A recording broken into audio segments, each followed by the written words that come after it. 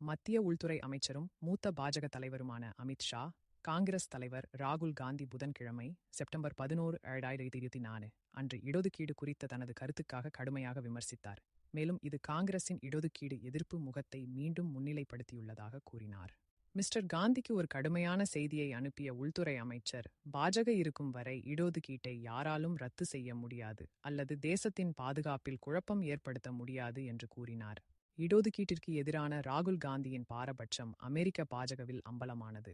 India நியாயமான இடமாக இருக்கும்போது இடஒதுக்கீட்டை ரத்து செய்ய காங்கிரஸ் யோசிக்கும் என்று மூத்த காங்கிரஸ் தலைவர் அமெரிக்காவில் உள்ள ஜார்ஜ் டவுன் பல்கலைக்கழக மாணவர்களிடம் கூறியதை அடுத்து மிஸ்டர் ஷாவின் கருத்துக்கள் வந்துள்ளன. அது இப்போது இல்லை என்று அவர் கூறினார்.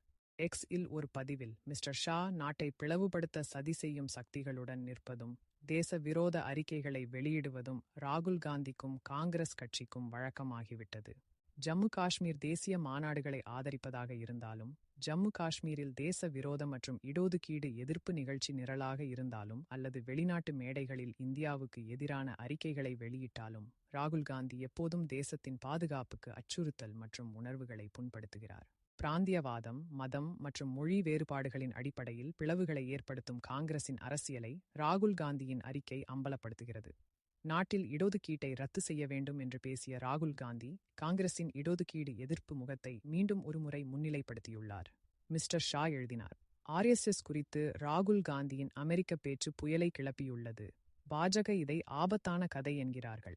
மக்களவை எதிர்க்கட்சித் தலைவரின் மனதில் இருந்த எண்ணங்கள் இறுதியில் வார்த்தைகளாக வெளியேறிவிட்டதாக உள்துறை அமைச்சர் கூறினார்.